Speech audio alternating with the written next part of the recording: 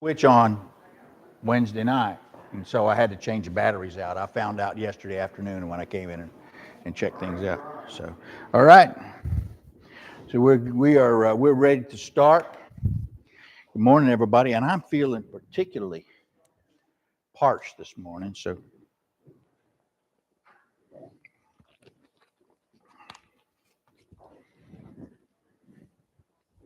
okay.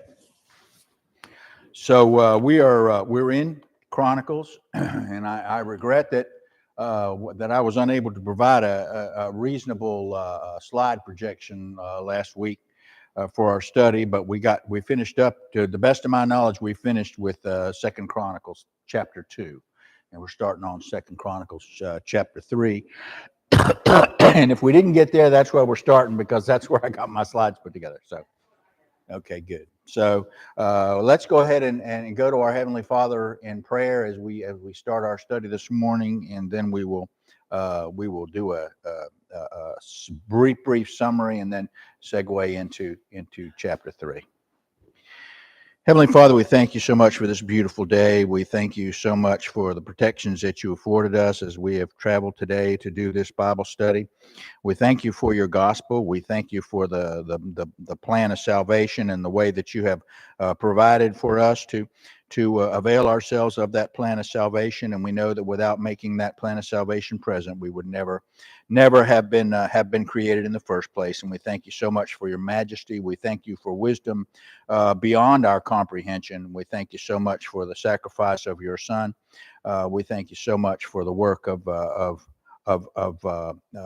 Holy Spirit in protecting this gospel and providing us with the word whereby we might learn your will and follow it. We ask that this study be scripturally sound and pleasing in your sight.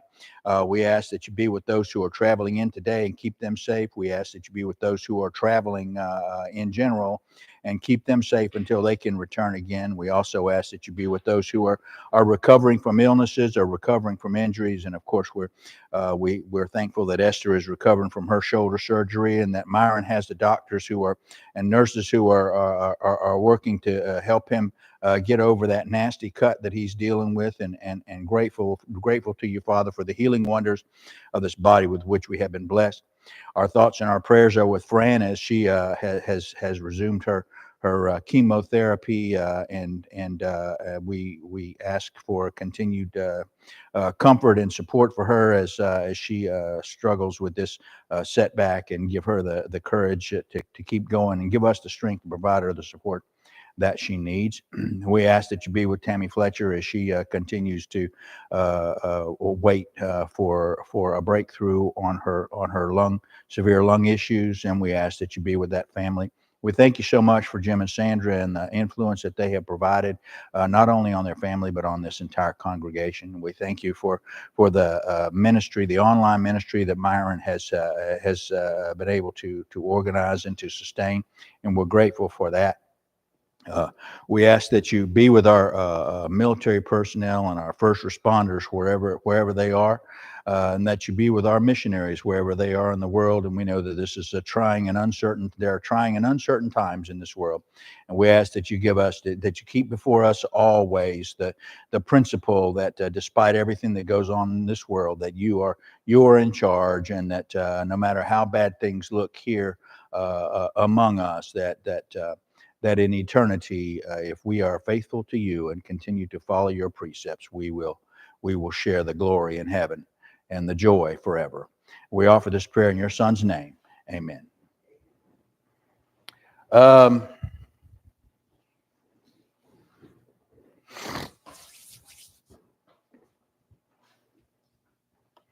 We are, of course, we have looked in First Chronicles, Second Chronicles chapter 1, where Solomon had received the charge already, as we closed out in First Chronicles, had received that charge from David, and now he has been officially installed as the king.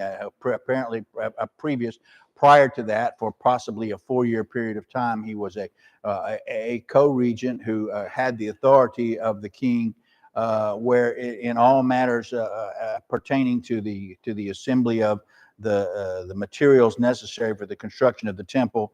But we note that the construction of the temple was not to start until afterwards. Now, it is entirely possible that all those things that David had accumulated, Solomon felt were insufficient, because David gave him instructions which were probably more in line with the original instructions in Exodus for the construction of the tabernacle.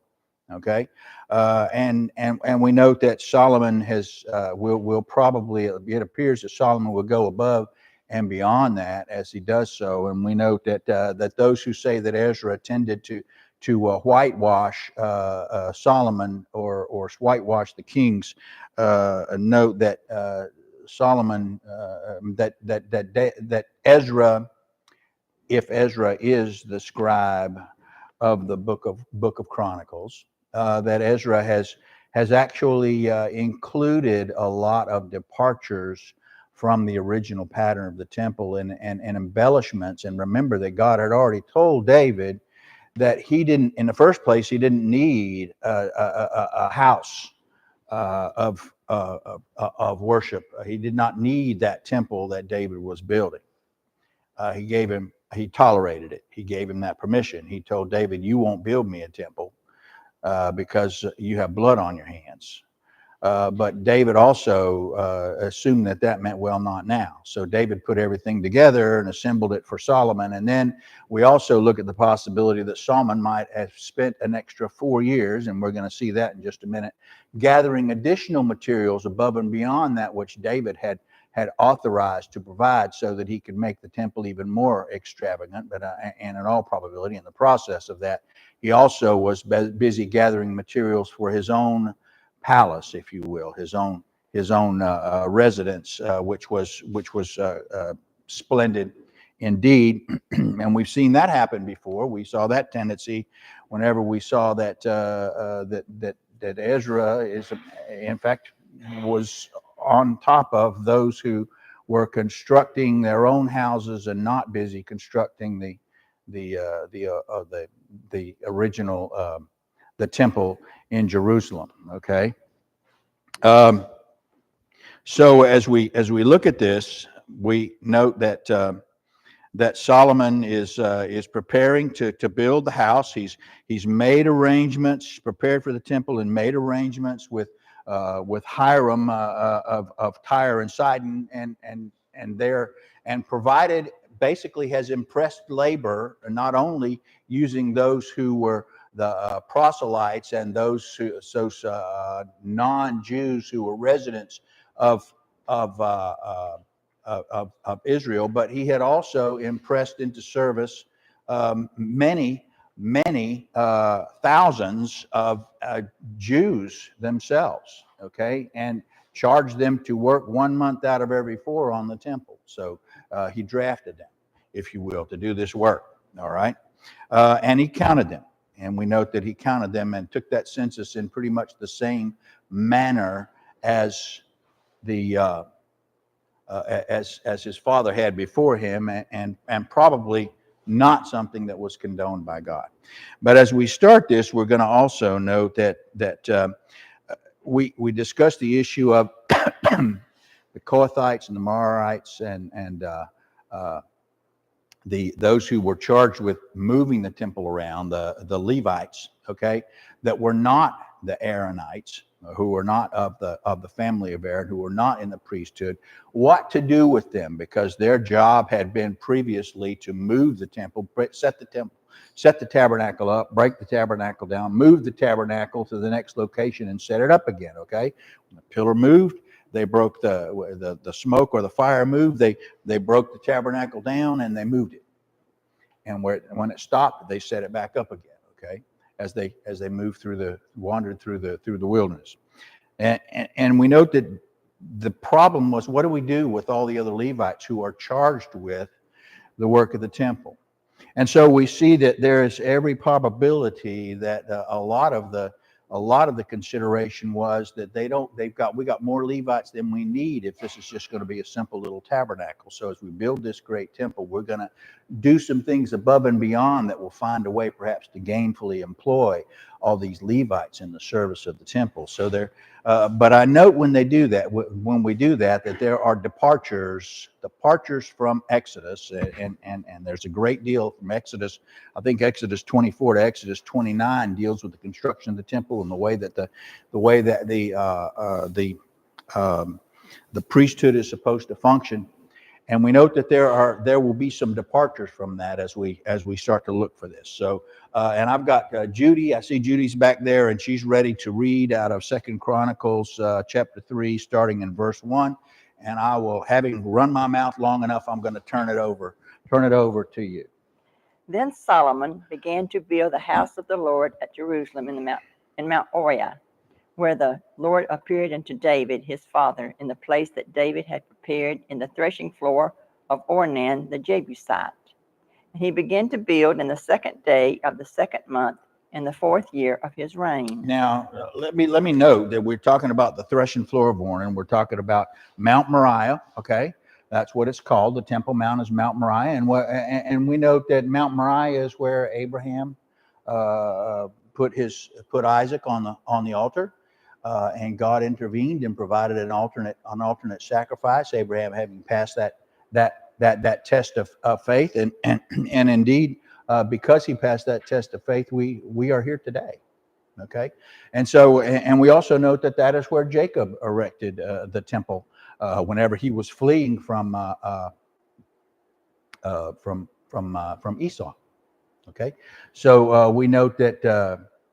There's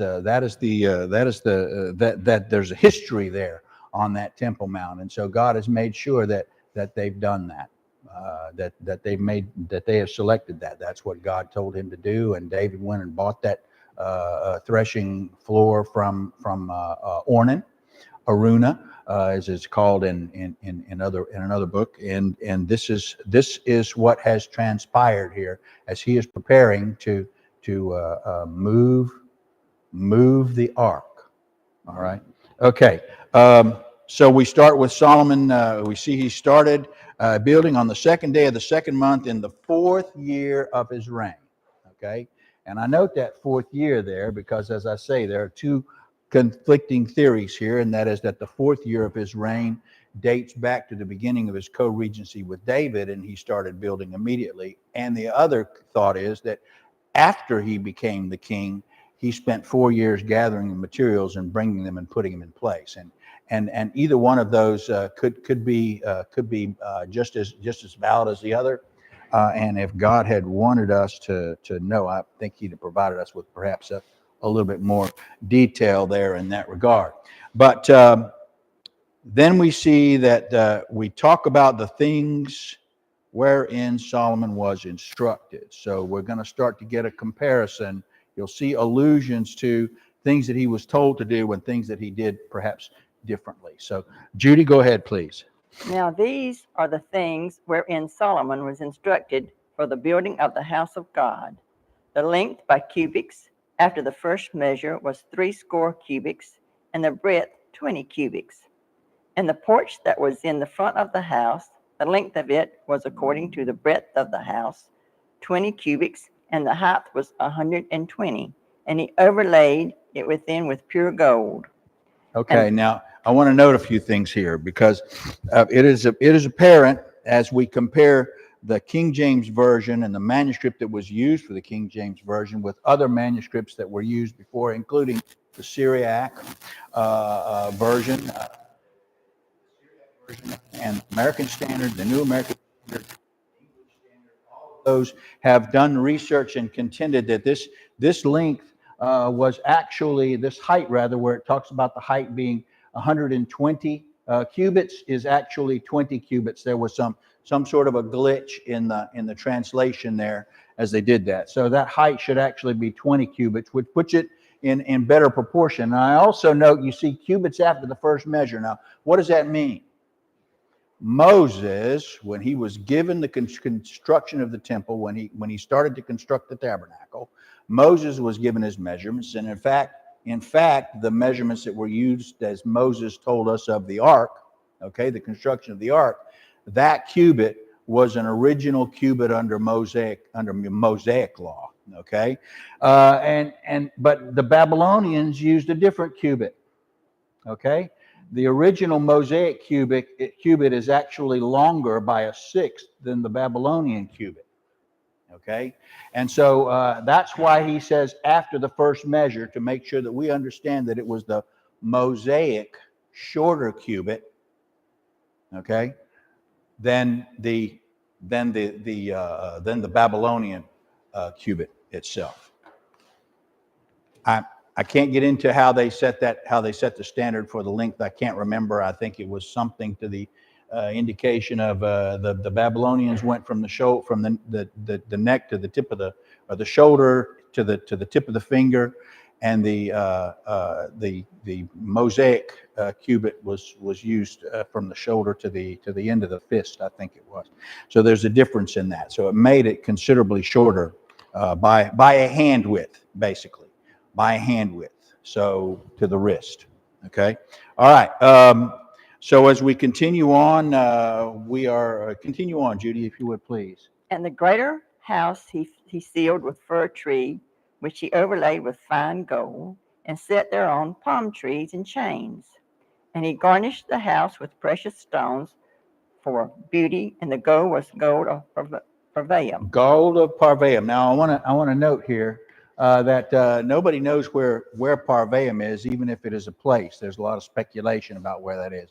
If Parvaim is a place, it could very well be a place over in Media, a place where the Assyrians had conquered, and so it was a gold foundry. But the other thing is that Parvaim could have been a reference to purity of the gold. Okay. And we note that the rabbis, the old school rabbis, such as those who did the Targum, note that there is a gold, a pure gold that is a almost a blood red color. They call it parim, which refers to heifer's blood. It is more pure than 24 karat. They say 24 karat is as pure as it can get, but 24 karat is as pure as you can get and still have it hold its shape and be malleable. But you can purify gold to an even greater purity, but it's so soft then that it cannot be handled, and you can bite it with your teeth. Literally, you can bite it off with your teeth. It's that soft. It gets to that crumbly part. But this gold was apparently a special gold, which had a very red hue because of its purity. Okay, so continue on, please. He overlaid also the house, the beams, the posts, and the walls thereof, and the doors thereof with gold, and engraved cherubims on the walls. And he made the most holy house, the length of whereof was according to the breadth of the house 20 cubits, and the breadth of 20 cubits, and he overlaid it with fine gold, amounting to 600 talents. Now, the most holy house would be the Holy of Holies, the inner tabernacle, where only the high priest was allowed to enter, and only once a year. Okay, so we see that. There's this. We note that he's done some rather embellishing things. He's made this inner sanctum bigger in proportion to the overall temple than perhaps it was prescribed. Continue on, please. And the weight of the nails was 50 shekels of gold, and he overlaid the upper chambers with gold. Yeah. Now I want to talk about that weight of the nails thing real quick, because they call it nails. All right. That's probably a mistranslation too, because who ever heard of a nail that weighs 2 pounds? Because that's the weight of the 50 shekels of gold. Okay. That was probably the door hinges. To start with, you wouldn't use gold for a nail. You'd use iron for a nail. So that was probably door hinges that he was talking about. 2-pound door hinges, probably something about this big. Okay. That you would use as the hinges in the doors of the temple. All right. So continue on, please. And in the most holy house he made 2 cherubims of image work and overlaid them with gold. And the wings of the cherubim were 20 cubits long. One wing of the one cherub was 5 cubits, reaching to the wall of the house. And the other wing was likewise 5 cubits, reaching to the wing of the other cherub. And one wing of the other cherub was 5 cubits, reaching to the wall of the house. And the other wing was 5 cubits, also joining to the wing of the other cherub.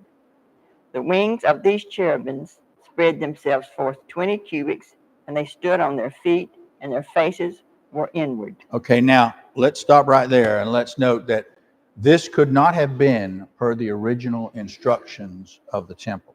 Okay, because remember, in the first place, the way he's got it drawn is here's the cherub, here's the wing spread out. This is one wall of the inner sanctum. This is the middle. This is on this side, and this wing, it goes out and extends to touch the other wall. And the cherubs face outward basically over the altar. Okay. Now, if I take you to Exodus, I might have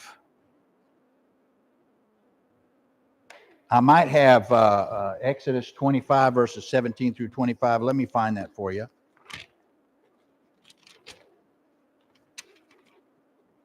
We know, actually, I'm just going to summarize it. According to Exodus 25, according to this passage of Exodus 25, these cherub had their wings. They were not over the whole altar. They were over the mercy seat, which was placed above the Ark of the Covenant, which was not that big. Okay? And they turned, their wings were faced like this inward on each side, and they looked down on the mercy seat as they were, as so to speak, as they would be peering into the Ark of the Covenant, if it were. But they were faced this way, and therefore they were much less massive. And so we're looking at Solomon's, I don't know, maybe he's trying to impress God. Maybe he's trying to impress the children of Israel as well. And of course, if he's got that concept that the worship is supposed to be a very precious, ornate thing, then it's hard. And it wouldn't be as easy to fall for that. Okay, so we don't know what was going through his mind or why he was doing it, but we do know that this is a pretty good departure, pretty notable departure from the original dimensions that God had asked for his tabernacle. And I take you back to God's conversation with David saying, not only, I don't need a house on earth. Okay. And now we see that that he's being consigned to a massive, basically a palace. They're building a palace for God as they do this. Okay. So continue on, please. And he made the veil of blue and purple and crimson and fine linen and wrought cherubims thereon. Also he made before the house 2 pillars of 30 and 5 cubits high, and the chapiter that was on the top of each of them was 5 cubits. And he made chains as in the oracle, and put them on the heads of the pillars, and made 100 pomegranates, and put them on the chains. And he reared up the pillars before the temple, one on the right hand and the other on the left, and called the name of that on the right hand Jachin, and name of on the left Boaz. Jachin and Boaz. Jachin means he shall establish, and Boaz means in him is strength. Now it's interesting to note that these pillars again are nothing that is prescribed. Okay. And I'm not sure whether David had him do that, but the only place that I noted that I saw pomegranates in the original construction. When we say pomegranates, we're talking about the ornate, tassel things with the ball on the end of it, the pomegranate. The only place that I note that is that there are pomegranates that were placed on the hem of the robe of the high priest. Okay, the hem of the robe of the priest.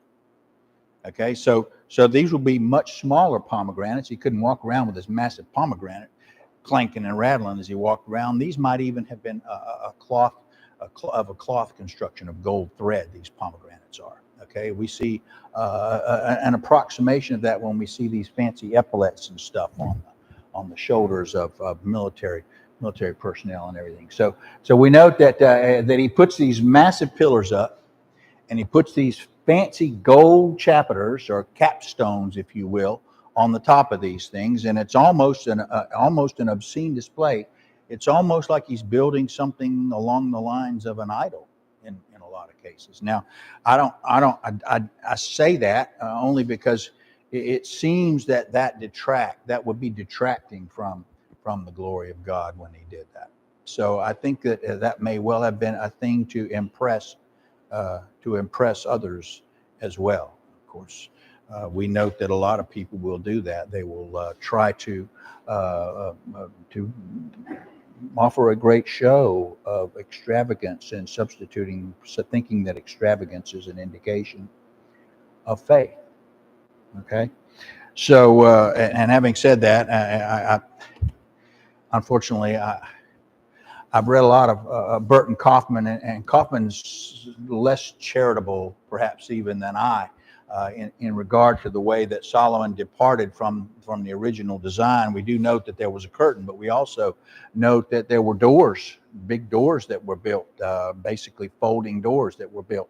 So and we note that those. It's possible that in addition to the curtain, which I'm sure David told him to have the curtain, because remember that the curtain is the veil, and we talk about the veil, and we talk about the veil being rent from top to bottom whenever Christ died on the cross. But we also note that that there were doors that were made for that to separate that inner sanctum. And people go, well, was it doors, as it was stated in First Kings, I think it was, or was it in fact the veil? Well, in all probability, it was both. Okay, David said veil, and Solomon said, "Okay, I'll do that, but I'm also going to add a folding door, a massive folding door on either side of the Holy of Holies, so that it could be closed, and then it could be opened partially, so that people could see it and see the veil, and then."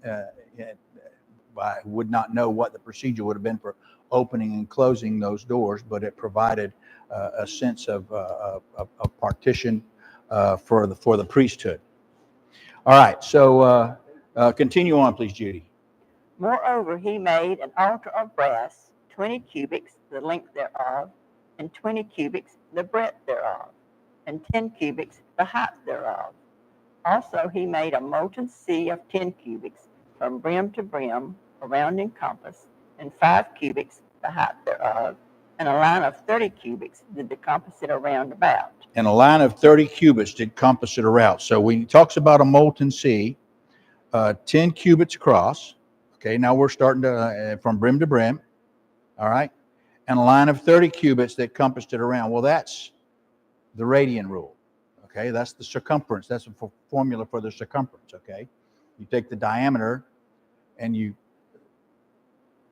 multiply that by 3.14 something, 3.14 something, 1413 or something like that. Anyway, it just amazes me that those people can calculate pi out to the 20th digit or something like that. But in any way, it's a little over 3 times. The circumference is a little over 3 times the diameter. And so what we're seeing here is that rule, the diameter rule, or the radian rule, as it has also been called, the radius rule. And so he talks about this thing is pretty big. We're talking 20 cubits. Let me see. Let me back this up. Where am I here? He made an altar of brass. Yeah, okay. So we made that altar of brass. We talk about the altar of brass. We notice that altar of brass goes the entire length of the inner, okay? And so that altar is what they would be sacrificing on. Okay, now we note that there are additional instructions to that altar, and that is that the altar is not a solid altar. It is actually built so that there is a grate on the top so that they can sacrifice the animals on it. Okay, and theoretically, as I would understand it, the wood would be put in underneath this grate, and the animals would be sacrificed on top of the grate, and then they would be hauled away. The refuse would be hauled away, or if they had to be completely consumed, or they would be sacrificed, and then that would be taken down and distributed to among the priesthood and among the Levites, and in certain cases, in particularly this initial ceremony, Solomon distributed parts of that to all of those who were present in Jerusalem as he did so. And so we talk about this molten sea. Now there's a laver, and we'll see that. A laver is a bowl that you wash your hands in, and then we look at this molten sea, and we look at something that is 10 cubits brim to brim. That's pretty big, isn't it? That's 18 feet across, something like that. 18 feet across. And so we see that, and that's the sea. That is a giant laver, a giant bowl made of brass. Okay, and that would not be something for dipping your hands in. They literally got into that bowl and washed. They would step into that bowl and clean themselves. And it held a very large volume of water. Now, I don't know how much a bath is. They measured it in baths. But that was probably, a bath was probably somewhere in the neighborhood of 55 gallons of water. Okay? So, but let's say that he made this sea of 10 cubits. And Judy, I've lost track of where we were. On 3. On verse 3? Yes. Okay, and under this brass, now we note that we'll talk about the brass. Under the brass, we note that under the brass was, did he say how thick this was? Not yet, but we're getting there. Okay, we note that there are molded oxen around the brass, a line of oxen around the brass, ornate artwork here. Okay, and then we note the following: that then on top of that, instead of just having it on a stand, okay, as was the original instructions, that now he's using massive pedestals sculpted into the shape of oxen. Go ahead, Judy. And under it was the similitude of oxen, which did compass around about 10 in a cubit, compassing the sea around about. 2 rows of oxen were cast when it was cast. Okay, so now we see that those oxen are sculpted into the side of the bowl. Okay, 10 per cubit, so 10 in a space about this big. All right, and compassing going all the way around the outside of the bowl, if you will. Okay, and 2 rows of oxen were cast when it was cast, and so there's 2 rows of oxen, one on top of the other, going around it, and then we have what it stands on. Go ahead, Judy. It stood upon 12 oxen, 3 looking toward the north, 3 looking toward the west, 3 looking toward the south, and 3 looking toward the east.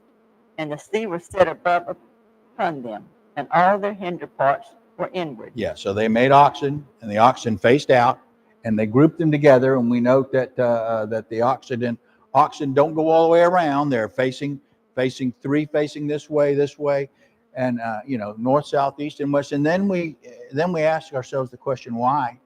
Why was this not unstable? Because it was massive. Okay? All right, keep going. And the thickness of it was a handbreadth, and the brim of it like the work of the brim of a cup, with flowers of lilies, and it received and held 3,000 baths. And he made also 10 lavers, and put 5 on the right hand and 5 on the left, to wash in them such things as they offered for the burnt offering. They washed in them, but the sea was for the priest to wash in. The sea was for the priest to wash in. So now we're looking at a brass bowl that is 18 feet across, okay, a brass tub that is 18 feet across, 6 to 8 inches thick, a handbreadth. Can you imagine a piece of brass that is 6 inches thick, how much it weighs? Can you imagine making a bowl out of that piece of brass and how much that weighs? Can you imagine how involved it would have been for them to make that? And then we note that the brim of the cup, the brim is made like the brim of a cup, and so it's the flat edge of the bowl, okay, has decorations on it, flowers of lilies. And it received and held how many? 3,000 baths. Now you multiply, even call it 40 gallons is a bath being 40 gallons. Even 40 gallons, and you multiply that by 3,000. That's 120,000. Is that right? Is my math right? 40 times 3,000 times 40 is 3,000 times 4 is 12. 3,000 times 40 would be. So that's a lot of water. Let's just say that's enough water to fill a small swimming pool. Probably about the size of that's probably what your pool holds. Okay. All right. So now and then they have the smaller bowls that are arranged out there so that they can wash the animals. All right. So okay, and the animals were typically supposed to be washed before the doors of the temple.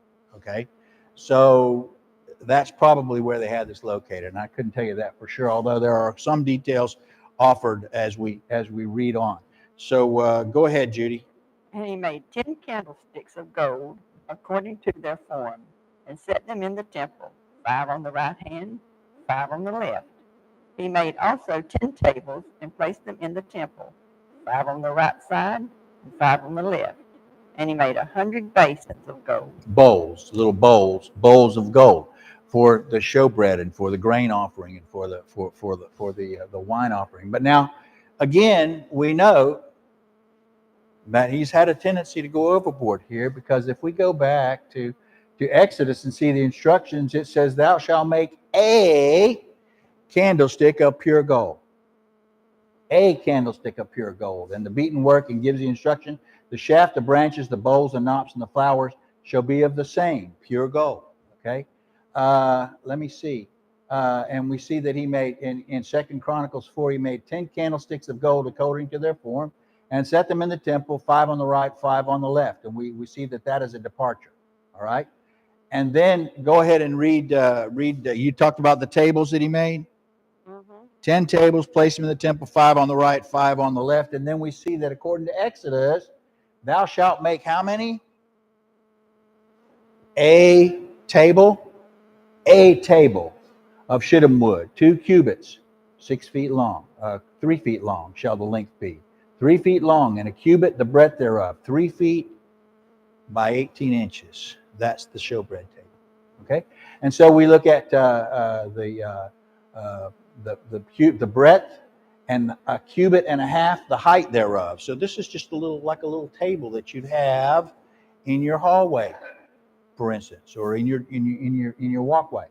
And then they talk about the dishes and the spoons and the covers and the bowls, and the cover whereof of pure gold shall thou make them, and set upon the table showbread before me always. And so these bowls, these presenting bowls, were only needed enough to handle one table.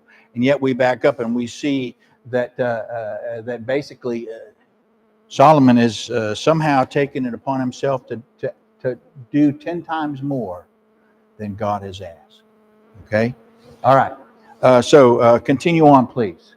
Furthermore, he made the court of the priest and the great court and the doors for the court, and overlaid the doors of them with brass. And he set the seat on the right side of the east end, over against the south.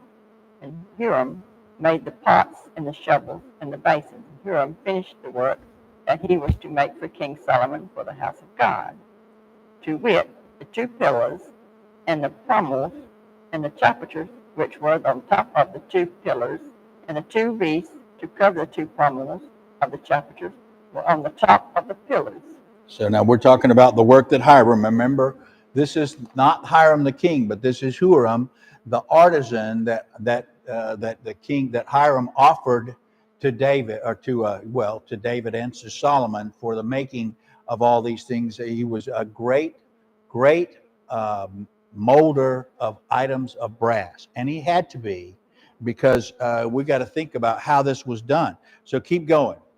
And 400 pomegranates on the 2 wreaths, 2 rows of pomegranates on each wreath, to cover the 2 pommels on the chapiters which were upon the pillars. Okay, so now we're talking about a pillar that is. Do I remember how he made the pillar. He made the pillars 35 cubits high. That's a high pillar.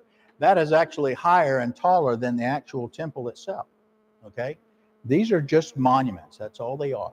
Okay, and we note that on top of that, okay, on top of the pillars, which were what would we say they were, 30 and 5 cubits high? That's 35. That's about 60 feet tall, roughly.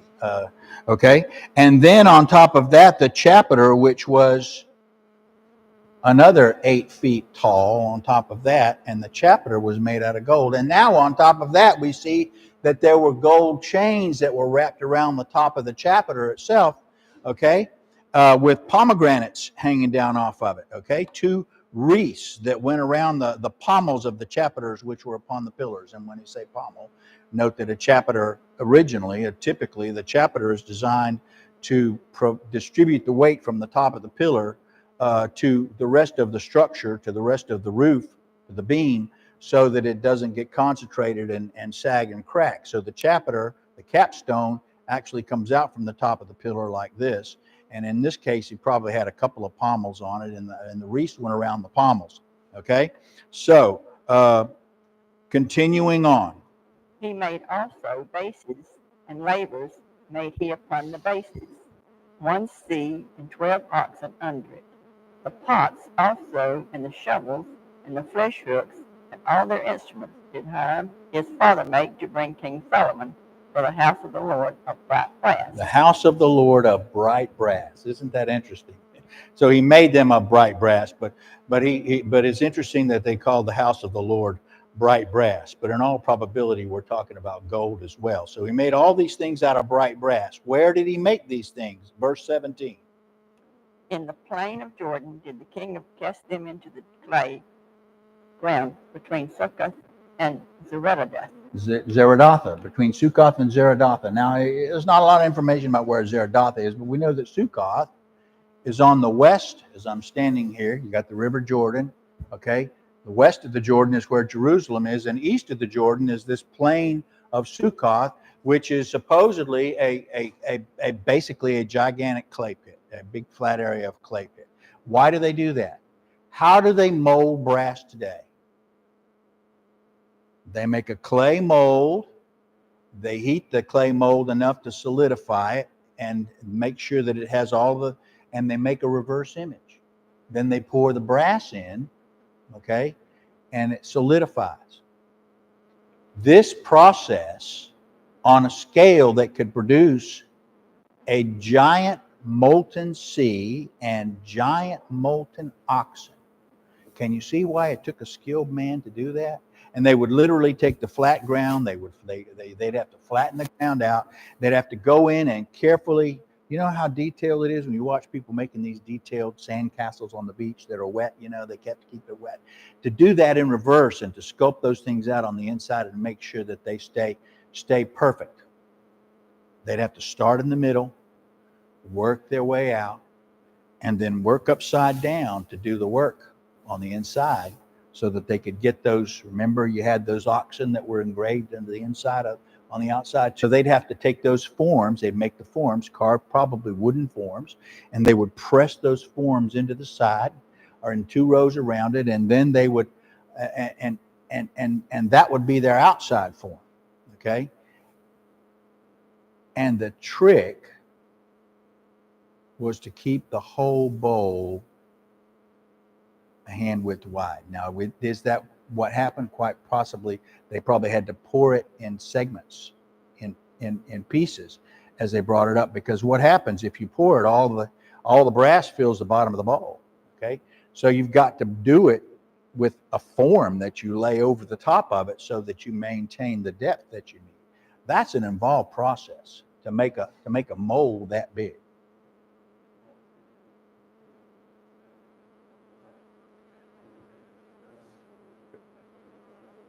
It cracks if it doesn't.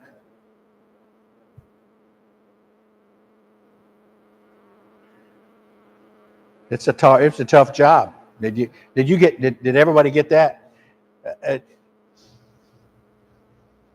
George has a background in physics, but he also tends to be he knows a little bit about metallurgy as well, probably far more than me. But the process of molding brass involves a process of uniformly cooling it, because if it's not cooled uniformly, it warps. If one side stays warmer than the other, then you've got a warped bowl and you can't do anything with it, especially when you've got to marry the next piece up to it. Okay, so it's a very detailed process indeed that they do. So lots of skill, and lots of metallurgical knowledge that's involved in doing these things. Okay, and we talk about the technology that we have today, but we have machines and stuff that can do a lot of that stuff for us, but they had to do it with minimal material. It took probably generations to develop that skill, and that's why a man like Hiram would be in such high demand. There wouldn't be too many people that would have that knowledge. Okay, now it was probably passed on from father to son in a lot of cases. I don't know if you know it or not, but the river pilots that run up and down the rivers around here, those river pilots, it's usually a father-son thing. It's that skill set is passed down.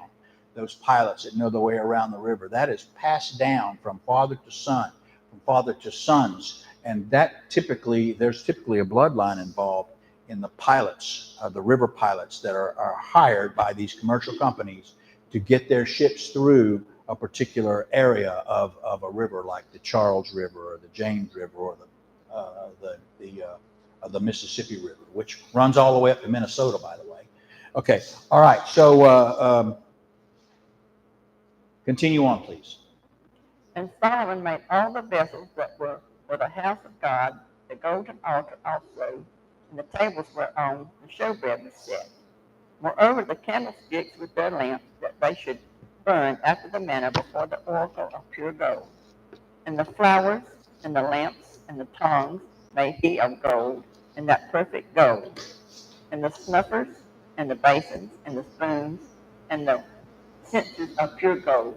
Okay, so that's where we'll stop right there. That's the end of chapter 4. But we note that once again we made that reference to perfect gold, whether that meant 24 karat gold or whether it meant that gold that was so soft that you had to be very, very careful with it. It could have been that same parfait gold that we were talking about, that reddish gold. But they say perfect gold, and I don't know what there's such a thing as perfect, but I think that, as I say, 24 karat is about as pure as you can get it, and have it still be useful for normal use. You could probably get something that would be more pure than that, but you have to be very, very careful with it. You have to be very delicate with it. You could drop a coin in a bowl that's softer than 24 carats, and it'll make a divot. Okay. All right. So, are there any comments or questions at this time? We'll come back on next Sunday morning, and we'll start at basically the summary of the. And I don't know why they did the summary, why they started chapter 5 with that, because to me the logical place would have been for the chapter break to be at verse 2. But again, we note that those chapter breaks are not there in the original manuscripts. Those chapter breaks were added afterwards by the translators of the scripture. What's that? Verse 2. Did I say verse 22? Verse 2. The first verse of chapter 5 is basically a summary of chapter 4, chapter 3 and 4. Okay, and then then he shifts to assembling the priesthood and the elders. Okay, and so that would probably be the more logical place for that chapter break. But who am I to say? We just accept that it's not divinely inspired, and we just go from there. So are there any other comments or questions? Went a little over this morning. I appreciate you bearing with me. We'll be back at the top of the hour for our lesson. Thank you.